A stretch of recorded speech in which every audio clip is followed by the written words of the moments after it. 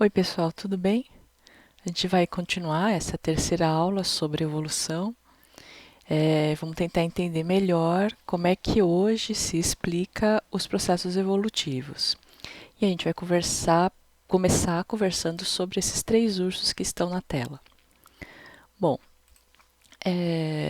como eu disse para vocês, esses três ursos, eles são iguais e diferentes entre si. Como eles estão juntos, provavelmente são parentes. Então, como é que é possível que isso aconteça? Darwin nunca soube explicar a origem da variabilidade, porque ele não sabia como esses mecanismos de hereditariedade funcionam. Somente no século XX é que os trabalhos de Mendel, com genética e o entendimento do que é a molécula de DNA, puderam completar essa lacuna na explicação sobre evolução. Então, hoje, a gente tem uma teoria que é chamada de teoria sintética da evolução.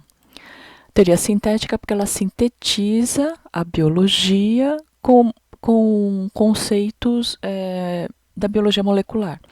Podemos chamar também esse pensamento de neodarwinismo, uma nova maneira de entender o que o Darwin propunha. Então, é preciso esclarecer algumas coisas, que quando a gente fala de evolução, a gente não fala de indivíduo, mas falamos de população. E essa população, ela pode sofrer pequenas alterações por recombinação gênica ou por mutações. Recombinação gênica é o processo que acontece na meiose e que permite que gametas, óvulo e espermatozoide, por exemplo, eles não sejam idênticos entre si. Então, existem momentos em que o DNA sofre troca de pedaços e aí as combinações gênicas elas são alteradas, dando a possibilidade de formar indivíduos diferentes. Mutações são alterações diretamente na molécula de DNA. Então, quando a molécula de DNA ela é alterada, pode promover a formação de características diferentes. Esses dois processos juntos, ao atuarem numa população, aumenta a variabilidade. Então, os indivíduos eles são ligeiramente diferentes um do outro. O que vai acontecer? O ambiente pode impor sobre essa população uma pressão seletiva. Essa pressão seletiva vai fazer com que alguns indivíduos tenham mais capacidade de se reproduzir. Então, esses indivíduos passam por uma seleção natural, fazendo com que algumas características elas se mostrem mais adaptadas a essas condições ambientais. Então, a gente diz que a população ela se adaptou, não o indivíduo. Por quê? Porque a população antes tinha uma determinada característica. Por causa de fenômenos da seleção natural, algumas características conseguiram se reproduzir mais e a população ela sofreu alteração, não o indivíduo, mas a população. Então, ocorreu uma adaptação em relação ao que você existia antes, né?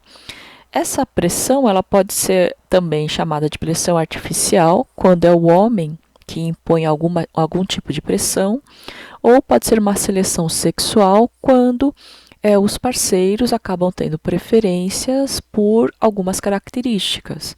Por exemplo, aquela questão dos elefantes com presa. Elefantes usam a presa para disputar fêmeas, não para se alimentar, para disputar fêmeas. E aí, como os humanos estão caçando os elefantes com presas, as fêmeas acabam encontrando parceiros apenas sem presas. Então, de um tempo para cá, o número de filhotes que nascem sem presas é maior do que aqueles com presas. Então, se não fosse a atuação do homem pela seleção sexual, haveria maior número de machos com presas. Vamos ver alguns exemplos. Então, imagine aqui, eu tenho uma população de besouros, e ela tem variabilidade por causa de recombinação gênica e mutações. Essas características elas são transmitidas à descendência através da molécula de DNA. Quais são as variações que eu tenho aqui? Olha, eu tenho em tamanho e cor, né? Besouros maiores e besouros verdes e marrons. Imagine num ambiente marrom, por exemplo, o tronco de uma árvore, e eu tenho um predador que se alimenta de besouros. Quando ele chega aqui, o besouro que é mais fácil de capturar é o verde, porque é aquele que ele vê primeiro. Então, o que acontece aqui? O besouro marrom, ele tem uma característica que permite a ele se camuflar melhor. Então, ele se reproduz mais. Não é que o besouro ele vai se adaptar por causa da ave. Ele já tinha uma característica que, por causa dessa condição ambiental, fez com que ele pudesse se reproduzir mais. Se por um acaso o ambiente aqui tivesse ficado verde, pela presença, sei lá, de musgo ou de outras plantas, nessa outra situação, o besouro verde ele teria melhor adaptação, mas não que ele tivesse se adaptado. Outra coisa que a gente pode verificar é no uso de antibióticos. Por que a gente não pode usar antibióticos de maneira indiscriminada? As populações de bactérias, elas têm variabilidade também. Então, tem bactérias que são muito resistentes ao antibiótico e outras que são sensíveis, têm uma resistência muito baixa ao antibiótico. Então, numa população, eu tenho uma variedade de indivíduos. Imagine que eu use algum tipo de antibiótico que mate apenas essas aqui, essas primeiras. E essas duas últimas aqui, elas resistam. Essas duas agora, que resistiram aqui, elas têm mais espaço e mais comida, então elas podem se reproduzir mais. Elas se reproduzindo mais, voltam a causar a doença. E por mais que eu use o mesmo antibiótico, essas bactérias não são sensíveis, elas acabam resistindo ao uso dos antibióticos. Veja, não é que a bactéria ela se adaptou. Essas bactérias já tinham a adaptação. Quando o ser humano usa o antibiótico, acaba selecionando essa característica.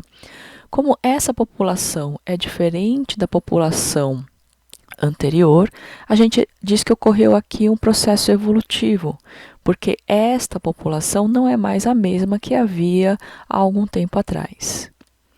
A mesma coisa acontece com inseticidas. Por que será que a cada verão a gente tem uma nova marca de inseticida, dizendo que ela mata mais insetos, de maneira mais eficiente e mais rápida? Porque imagina, por exemplo, aqui uma plantação e as larvas dessas borboletas atacam a plantação. Então, o que se faz? Se usa um inseticida para matar a maior parte desses insetos. Então, o que está aqui em branco são animais que são suscetíveis ao inseticida.